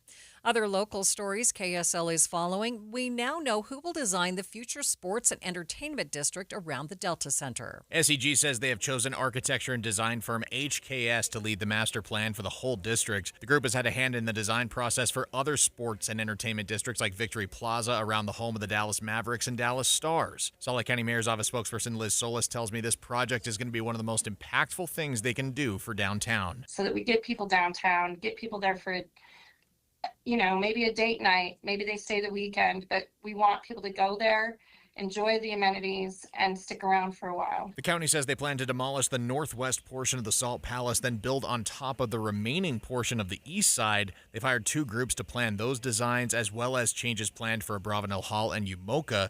Construction is expected to begin in early 2027. Adam Small, KSL News Radio. Utah employers added 33,600 jobs over the past year, according to the latest numbers released today. Department of Workforce Services spokesperson Jared Mendenhall says Utah's economy remains strong, even while the national economy has slowed. Overall gains were led by education and health services, where we added about 20,000 new jobs. We've also continued to see that rebound in leisure and hospitality with 4,200 new jobs. The state's unemployment rate remained at 3.3%. Taking a look at your money at this moment at the close, the Dow was up by 172 points, sitting at 46,315. S&P 500 up by 32, and the NASDAQ up by 160 points, about 0.75%. Traffic and weather, it's brought to you by Mountain America. Turn everyday spending into an extraordinary escape. And Ricky, still in emergency traffic. Yeah, it's pretty rough in parts of Weber and Davis counties where a power outage has affected traffic lights, especially along Highway 89, and that's where we're seeing big delays. This is as you're approaching I-84, so north or southbound Highway 89 at the I-84 junction, still seeing big backups. It's going to take you a while to get through that. Surrounding roads also seeing normal than usual delays. We do have an accident northbound I-15 approaching 2300 North Warm Springs Road. It's been moved out of traffic to the shoulder. From system install to fast fixes to delivering award-winning heating, cooling, plumbing, and electrical, call Whipple Service Champions for the win today. Ricky Meese in the KSL Traffic Center. A high today, 81 degrees, 80 tomorrow, then dipping into the 70s for the next few days. A 40% chance of showers tomorrow, 20% on Sunday. Right now, 79 degrees at the KSL Common Spirit Health Studios. Do you have 3 ex-wives and your current trophy wife wants a life insurance policy 3 times the size of the policies you had to purchase for your previous mistakes? If so, you need to call Big Lou at Term Provider, 800-859-3220. Big Lou is intimately familiar with your problems, and if you're 50 to 60 years old and in reasonably good health, a $1 million policy should only cost about $100 to $200 per month. Big Lou may have a solution for your previous policies as well. You may even save enough money to lighten the load on your new $1 million policy. Remember, call Big Lou. He's like you, except he's only on number 2. Call Term Provider at 800-859-3220. That's 800-859-3220 for $1 million in term life insurance that you can live with. Call Big Lou at 800-859-3220. 800-859-3220. Cooler weather. What a relief. Unless you have old drafty windows. Soon the heat will escape through the cracks and your energy bill's going to go through the roof. So now's the time to call Advanced Window Products and get brand new state-of-the-art custom windows and frames at factory direct pricing. The factory is right here in Salt Lake City, where they've been building precision windows since 1986, and you're going to save a lot of money since there's no middleman markup. You save 30, even 40% on your new windows. Even better, call now and they'll give you an extra $2,500 off on 10 windows or more. Double pane argon-filled windows with a low-energy triple coating, any style, any color, and Advanced Windows gives you a lifetime warranty. If you have an issue, they're not 10 states away. They're right here in town, and they offer 0% 60-month financing. So make the call now. Get $2,500 off. 801-850-9100. That's 801-850-9100, or go to advancedwindows.com. You were listening to Midday. I'm Maria Shilaos. The doors at the UCCU Center at Utah Valley University opening right now as the university prepares to host a vigil for unity this afternoon. It comes following the shooting and killing of political influencer Charlie Kirk on the campus last week. Now, the vigil itself begins at 4 o'clock. University says this is a time to come together to remember, heal, and reaffirm shared values after last week's tragedy. Vigil is open to the public, and UVU is asking everyone to come in a spirit of peace and reflection. They are also taking extra security precautions. No bags of any kind will be allowed inside, and officers are stationed around the venue to help keep things safe. For anyone unable to attend in person, we will be streaming the vigil on the KSL News Radio Facebook and YouTube pages. KSL Sports, it's Football Friday here on KSL News Radio. Both the BYU Cougars and the Utah Utes taking on some good teams this weekend. I spoke with KSL Sports anchor Sam Farnsworth about the Cougars and how they're looking heading into an away game against East Carolina. I think their defense is so good, right? They're the only Division I program, I believe, to have not allowed a touchdown yet so far through the first few weeks of the season. And so, I mean, this defense they were number one in the conference, in the Big 12 conference last year. They were a top 15 defense in the country. They are very good again this year. And of course, we can't forget the Utes. They're playing at home against Texas Tech. Sam says this is going to be a game that you'll want to watch. This is going to be a tough one, yeah, for sure. The winner of this game could be the front runner to win the conference, right, early in the season here. This is a matchup where of two teams that a lot of people had maybe playing in the conference championship. So even losing this game, depending on which team loses, there's a potential if they both continue to play well throughout the year that they'll meet up again in the conference championship games. BYU kicks off at 5:30 Mountain Time. We'll have pregame coverage here on KSL News Radio beginning at 3:30. The Utes kick off their home game at Rice-Eccles Stadium at 10 tomorrow morning. You were listening to Midday. I'm Maria Shilaos. We are streaming on the KSL News Radio app sponsored by At Your Service Pros. While the number of confirmed measles cases in Utah sits at just above 30, health officials say that number probably doesn't account for everyone who's actually contracted the virus. New wastewater testing shows that measles is now being detected in more regions of the state. By far the most consistent detections we've seen have been in the southwest Utah region. And we've seen not every single sample has been positive in wastewater there, but the majority of them have, which would make sense given where we know the identified cases, the majority of them have been. More recently, however, within the past few weeks, we're seeing detections in many more areas kind of spread across the state, which suggests that, there are more people who are shedding the measles virus than in just that one region of the state. It does seem to be more widespread than it was earlier this summer. Nathan LaCrosse is the manager of Utah's wastewater surveillance system for the Utah Department of Health and Human Services. While there are confirmed cases in Utah County, southeast Utah, and southwest Utah, wastewater shows the virus is also present in northern Utah, including the Bear River Health District, Davis County, Salt Lake County, and Summit County. Data also shows that measles is present in northeast Utah now, too, in Daggett, Duchesne, and in Uinta counties.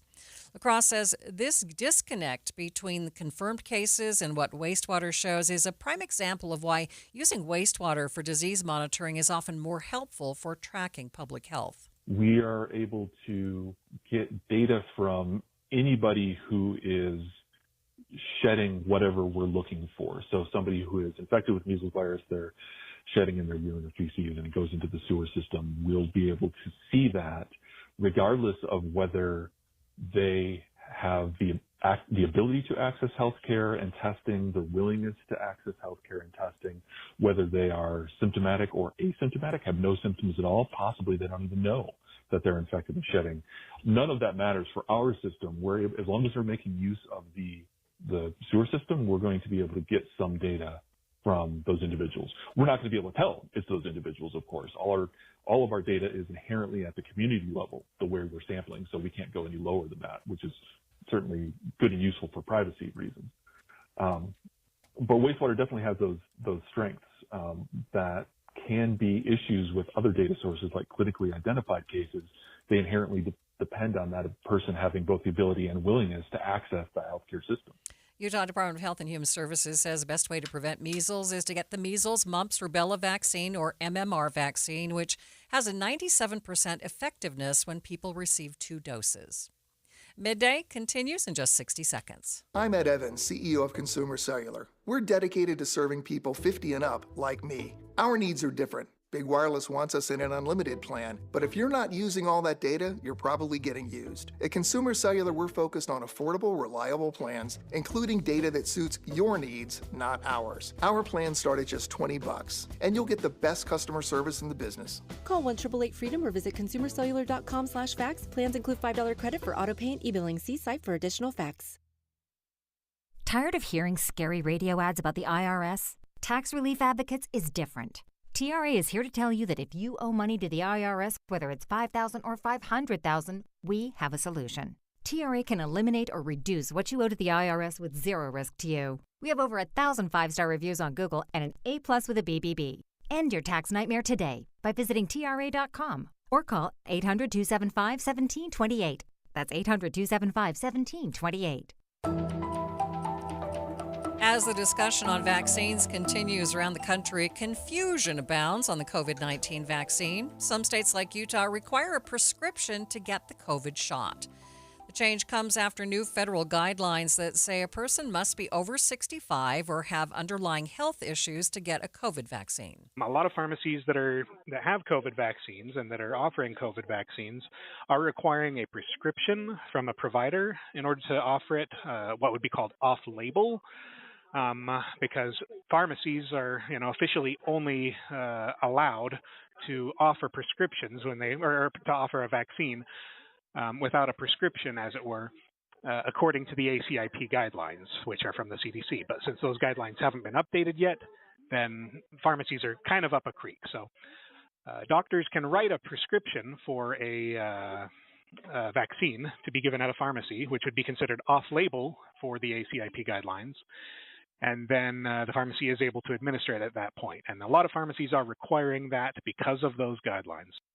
The CDC has just updated those rules that you don't need a prescription. So far, that hasn't changed in Utah. Spencer Simister is a pharmacist at Jolly Pharmacy in Sugar House, and he tells KSL News Radio's Cami Kikuchi that at their pharmacy, they have contracted with a doctor who can write the prescriptions, hopefully making it easier for people who want to get a COVID vaccine.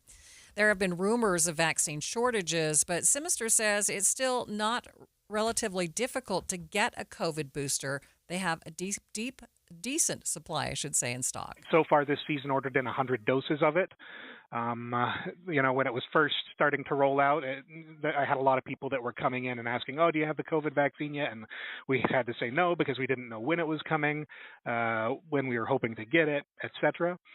But then we eventually received our first shipment of it, and then those started selling out really quickly, so we placed an order for a second shipment, and that other shipment came within the same week. So as of right now, it doesn't seem that there is too much of a shortage. I know that there is a bit of a slow rollout. One of the other wholesalers that we order vaccines through has yet to send us our first order of it. So I think a lot of that is depending on where the vaccines are getting sourced from. It does seem that there is a demand for it, though. I regularly do have people coming in requesting to get the COVID vaccine from us, and we are going through doses rather quickly.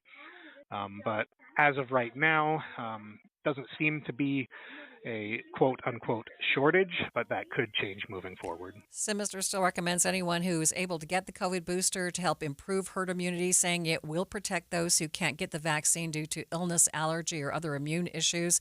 And again, the CDC has reversed its position on that and waiting for word from the state on its position.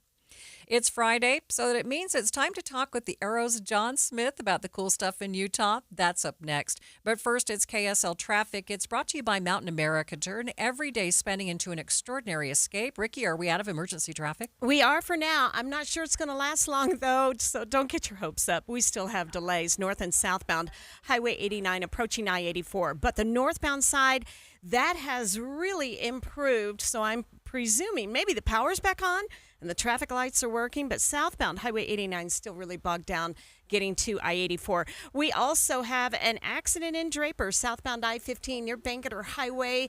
Looks like it could be blocking a right lane, and delays are stacking up. UDOT construction alert. Plan ahead as northbound I-15 will be down to one lane near 3300 South on Saturday night at 10 p.m. to Sunday morning at 10 a.m. Crews will be making concrete repairs. Ricky Meese in the KSL Traffic Center. September means it's time for Any Hour Services free furnace sale. What's up, everybody? I'm Mike Wilson with Any Hour Services, and as summer comes to a close and falls right around the corner, the weather gets, well, perfect. And when the weather's perfect, people need a little extra incentive to replace their heating and cooling system. That's where Any Hour Services free furnace sale comes in. For the month of September, when you have Any Hour Services install a new air conditioner, we'll give you a new furnace for just the cost to install it. About $400. The furnace is free, you just pay the labor. And there's no catch. There's no raising the price on the air conditioner first. There's no making you buy the most expensive air conditioner to qualify. There's none of that. There's just a desire to keep our technicians working while the weather's mild and a genuine appreciation of you for helping us keep them busy. So if you've been thinking about replacing your old furnace and air conditioner and want to know exactly how much you can save during our free furnace sale, call Any Hour Services today and schedule a free estimate. Google Any Hour Services or schedule online at anyhourservices.com. No one helps more homeowners than Any Hour Services. More than 50 million Americans suffer from a form of mental illness. And Utah isn't immune, with nearly 1 in 3 people dealing with anxiety, depression, or another form of mental illness. But there's hope. We can all take action to keep ourselves and our loved ones safe. That's why KSL has teamed with the Huntsman Mental Health Foundation to bring you hope and help you thrive. It's Healthy Mind Matters. Find out more at healthymindmatters.com. At Fisher Investments, we may seem like other money managers, but we're different. What makes you so different than the rest of us? We ensure clients receive unparalleled service at every step of the relationship. Tell me more. Our investment counselors focus on service over sales, prioritizing clients' needs. How do you make money? We don't sell any commission-based products. We have a simple management fee based on the value of our client's portfolio. So we do better when our clients do better. What about client portfolios? We get to know each client, their finances, family, health, lifestyle, and more, and then we tailor a portfolio based on their specific goals and needs. Your clients really come first then, huh? Yes, we make them a top priority. Our goal is helping them achieve a comfortable retirement. Wow, maybe we are different. At Fisher Investments, we're clearly different. Learn more at FisherInvestments.com. Investing in securities involves the risk of loss. Turn everyday spending into an extraordinary escape. Shop with any Mountain America credit or debit card for a chance to win a $5,000 vacation voucher. Simply tap, insert, swipe, or click to be entered to win now until October 31st. Use any card, win any trip from Mountain America Credit Union. Visit macu.com/anycard for official rules or to apply. Loans on approved credit. Membership required based on eligibility. Insured by NCUA. Limited time offer. Offer can change or be withdrawn at any time. If you're 55 or older and into that whole saving money thing, T-Mobile has an exclusive phone and internet bundle just for you. Right now, get 2 unlimited phone lines plus 5G home internet for just $30 each per month with autopay, plus taxes and fees. And with 5G home internet, setup is easy with just 1 cord and no technician needed, which is great if you're also into that whole keeping it simple thing. Switch now and experience the best mobile network in the U.S. Visit your local store to start saving. T-Mobile, it's better over here. Based on analysis by Ookla of speed test intelligence data Q4 2024 to Q1 2025, Ookla trademarks used under license. Unlimited on our network. Customers on voice plan may notice speeds lower than other customers and further reduction if using more than 50 gigs a month due to data prioritization. Video streams and SD on this plan. Home internet pricing after $20 and monthly bill credit plus $5 per line without autopay. Debit or bank account required. See 5G device coverage and access details at T-Mobile.com. The power of we believes in you. It advocates for you. It completes your circle. It makes sure you have the strongest circle possible. And with Intermountain Health in yours, you'll always have the care you need to live the healthiest life possible. That's the power of we. Intermountain Health. This is Midday. I'm Maria Shilaos. It's Friday and time for us to explore cool stuff in Utah with the Arrow's John Smith. And John, I love this time of week when we can talk about your cool videos and the fun stuff happening this weekend. So which video are you highlighting this week? Okay, so the video that I just put out, I actually just put this out yesterday. It's a recap of what we saw at the Utah State Fair. Okay. And some of the fun things I learned about the fair and the fair park, believe it or not. The Utah State Fair happens the first Thursday following Labor Day, and it's always 11 days. And it's been that way for more than 175 years. That's pretty cool, right? It is. The fair park itself has been where it's at in the North Temple District since 1908. Can you believe that? Lot longer than we've been alive. That's true. Have you ever been to concerts at the fair park? Have you ever seen? I was trying to recap like all the different bands I've seen either at the old Coliseum before they tore it down, the Dirt Palace as they called it, or the Horticultural Building, or even just in the festival grounds with the Warp Tour and all of the different festival shows that you've seen there. Man, I've had a lot of fun at the fair park over the years. And so glad that it's still there. Yeah, right? Okay. And so it's in great shape. What else did you learn? I mean, have they done some renovations lately that I'm not aware of? So you take the Grand Building, right, which was built in 1908, was almost completely condemned, and then a private citizen funded the refurbishment of it back in 1990. And they've been able to upkeep that. So the Grand Building is in great shape. The Promontory Building, which was the Horticulture Building, I saw Rancid there in 1995. One of the best shows I've ever seen. So much fun. Anyway, that looks brand new. I don't know what the story is with that, but that's been there since 1910.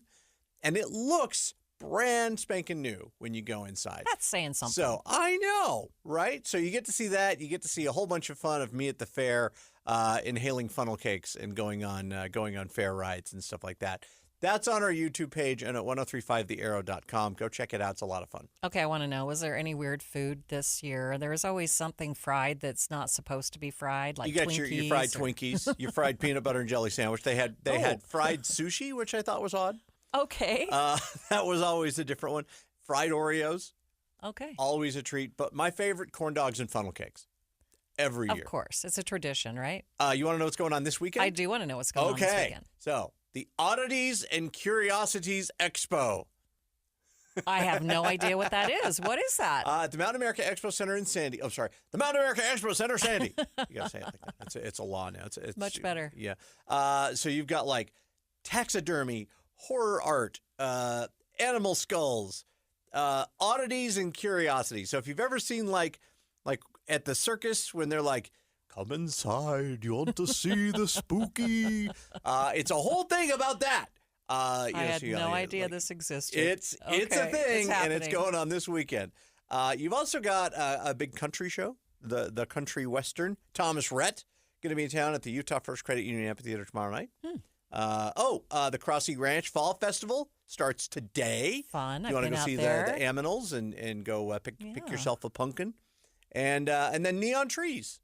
Our local friends, alternative rock, going to be playing at the Complex tomorrow night. Okay, and don't forget all the college football games. Come on now. Is that sports? Yeah. Oh, I don't know anything about sports. Okay, we have a lot of sports going on. They too. usually beat me up. Okay, we're going to let you go on that one. All right, John. Have a great weekend. You can find John's cool stuff and Utah videos on YouTube. Who doesn't love a niche sport? And with that, who doesn't love a scandal within a niche sport? Well, get this. There is a new controversy surrounding the World Stone Skimming Championships in Scotland. Brad Milkey gets to the rock bottom of this story on the Start Here podcast. So I'm John Jennings. I'm currently the reigning world stone skimming champion. Jonathan Jennings is from Louisville, Kentucky, where he grew up skipping stones in the creek nearby. Well, last weekend, he went to the World Stone Skimming Championships on Easdale Island in Scotland. Is it stone skipping or is it stone skimming? It depends what part of the world you're in. Now, I did not understand this. You know how when you skip a stone in the U.S., all we care about is how many times your stone skips in the water. Like 12 was really good when I grew up. That's stone skipping. Apparently in the rest of the world, they only care about distance. Stone skimming might only skip a couple times, but that's what this competition was. I can throw a stone over a football field for sure. John gave me some tips. He says if you're trying to throw like a submarine pitcher, you are focusing on the wrong thing. A lot of people think you got to get low to the water to skip a good rock, but it's really how the rock hits the water that propels it forward. You can throw the rock downward. You just got to spin the rock really fast. That's what matters. I like a rock that's about the size of the palm of my hand. I got pretty big hands, so about 4 inches in diameter. We are going to take a break from this, I'm afraid. President Trump is speaking at this hour. Let's listen in to what he has to say. In the last election, and yet 97 and 94%, different numbers. You see different numbers with different stats. But 97, 94, 95, 96% of the people are against me in the sense of the newscasts are against me. The stories are they said 97% bad. So they gave me 97. They'll take a great story and they'll make it bad. See, I think that's really illegal, personally. You can't have a free airwaves. You're getting free airwaves from the United States government, and you can't have that and say, and somebody that just won an election, and I had to go through this during the election. I think it's a miracle that I can win. When 97% of the stories on the networks are bad, or whatever it may be, whether it's 89, it doesn't matter. It's a tremendous number. You know it, you report it all the time, and it changes. But when you have that kind of a negative reporting, fake negative reporting, when they take a great story and they make it into a bad story constantly, that's what they do. Look, 60 Minutes took Kamala's answer and they threw it out and they gave her a different answer so that she sounded competent. When things like that happen, George Slopadopoulos from your network, right? George Slopadopoulos had to pay $16 million to me because of what he said. And that's ABC. You had to pay more than that. Your network had to pay more than that. So I think it's very sad. But I think that reporting has to be at least accurate to an extent. Again, when somebody is given 97% of the stories are bad about a person, that's no longer free speech, that's no longer anything, that's just cheating. And they cheat. And they become really members of the Democrat National Committee. That's what they are, the networks, in my opinion. They're just offshoots of the Democrat National Committee. Mr. President, thank you. Liam Cosgrove with Zero Hedge. People are still anticipating who your pick for National Security Advisor will be. They're worried Marco Rubio is a little overworked. And one of the reported frontrunners is Michael Anton from the State Department.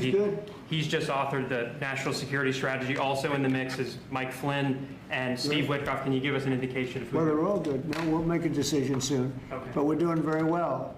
You know, I settled 7 wars, more than that, I think.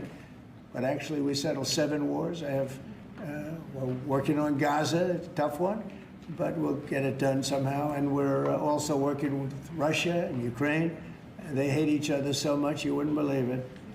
President Putin and President Zelensky, they hate each other to a level that you wouldn't believe. So they're having a little bit of a problem with that. And are you considering Stephen Moran for Fed chair? I hadn't thought of it too much. He's doing a great job. Just got approved. His vote was a very good one. The Fed should have done more. Too late. Powell is terrible. President Trump live from the Oval Office speaking to a gaggle of reporters on KSL-FM Midvale, KSL Salt Lake City. Today we're very, very high levels, and we're at the highest level.